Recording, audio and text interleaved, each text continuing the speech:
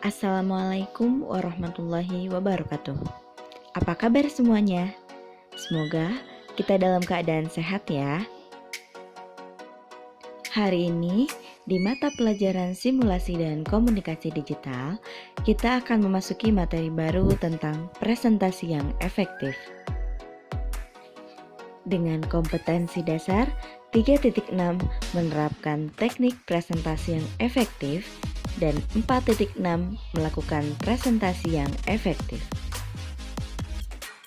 Sebelumnya, pernah tidak kamu mengikuti sebuah presentasi atau melakukan kegiatan presentasi?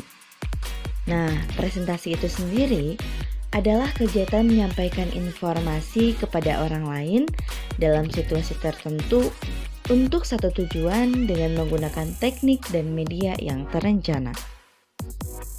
Setiap presentasi yang dilakukan memiliki tujuan yang berbeda-beda. Di antaranya, yang pertama, untuk memberikan informasi. Secara umum, tujuan presentasi adalah memberikan informasi yang bentuknya bisa berupa ide, pemikiran, produk, dan topik tertentu. Yang kedua, untuk membujuk atau meyakinkan. Presentasi ini biasanya disampaikan oleh sales atau wiraniaga. Yang ketiga, untuk memberikan hiburan. Biasanya disampaikan oleh komedian atau penyiar televisi dalam acara hiburan. Yang keempat, untuk memotivasi. Biasanya dilakukan oleh motivator, guru kepada murid, dosen kepada mahasiswa, dan pelatih kepada peserta pelatihan.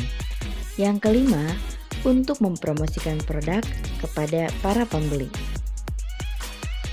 Presentasi digolongkan menjadi 4 jenis. Adapun penjelasan dari keempat jenis sebagai berikut. Yang pertama, ada presentasi teks. Presentasi teks ini maksudnya seseorang pembicara atau komunikan pada saat presentasi sepenuhnya menggunakan teks. Dengan kata lain, presentasi dilakukan dengan cara membaca kata demi kata yang tertuang pada teks presentasi. Yang kedua adalah presentasi hafalan. Presentasi hafalan maksudnya isi bahan yang akan dipresentasikan ditulis terlebih dahulu, kemudian dihafalkan. Pembicara hanya melakukan persiapan dengan menulis, memahami, dan menghafalkan naskah yang sudah ditulis. Yang selanjutnya ada presentasi spontan atau mendadak. Berbeda dengan presentasi teks atau hafalan, presentasi spontan dilakukan secara tiba-tiba dan tanpa persiapan yang matang. Kelebihan dari presentasi jenis ini adalah informasi yang disampaikan sesuai dengan perasaan pembicara yang sesungguhnya. Kata yang keluar merupakan hasil spontanitas dan haruskan pembicara terus berpikir selama proses presentasi agar tidak kekurangan bahan dan presentasi menjadi berhenti. Yang terakhir adalah presentasi dengan kartu. Presentasi dengan kartu merupakan proses penyampaian informasi dengan kartu yang berisi uraian sesuai dengan nalar pendengar. Tetapi inti presentasi tetap disesuaikan dengan tujuan presentasi.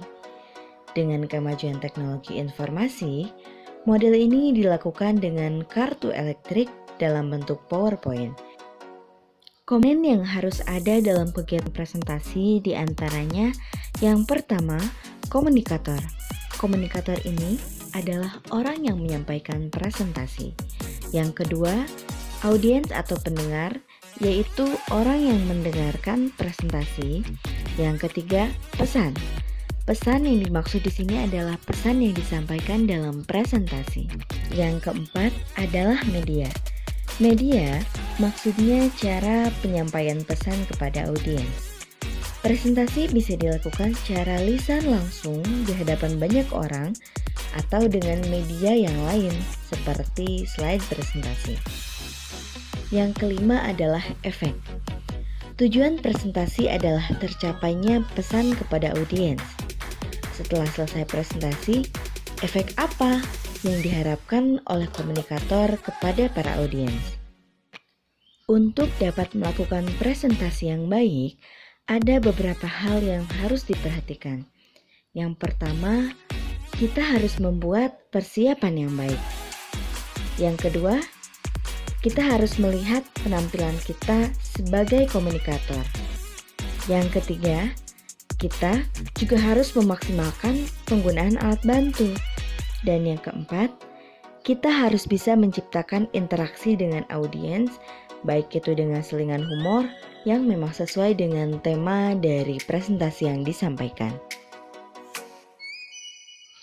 Untuk melakukan presentasi yang baik, diperlukan 3 proses tahapan. Yang pertama adalah tahap persiapan. Dalam tahap persiapan, ada beberapa hal yang harus dipersiapkan, yaitu yang pertama menentukan topik, yang kedua menentukan tujuan, yang ketiga mengenali situasi dan audiens, yang keempat menyusun materi dan menentukan pendekatan yang akan digunakan, dan yang terakhir adalah menyusun slide presentasi dan melakukan latihan. Tahap yang kedua adalah tahap membawakan atau presentasi. Sebelum memulai presentasi, pastinya dilakukan pembukaan, kemudian lanjut ke bagian inti, dan dilanjutkan lagi dengan menutup presentasi. Nah, pada bagian akhir, sampaikanlah kesimpulan dalam presentasi yang telah disampaikan. Tahap yang ketiga adalah tahap evaluasi. Setelah selesai presentasi, lakukanlah evaluasi untuk mengevaluasi bagian mana yang tidak berjalan sesuai rencana, mana yang harus mendapat perbaikan, dan mana yang harus dipertahankan. Setelah kalian belajar tentang presentasi yang efektif, silahkan kalian coba melakukan presentasi di depan cermin dengan tujuan yang kalian pilih sesuai dengan materi yang sudah Ibu sampaikan. Terima kasih untuk pertemuan hari ini.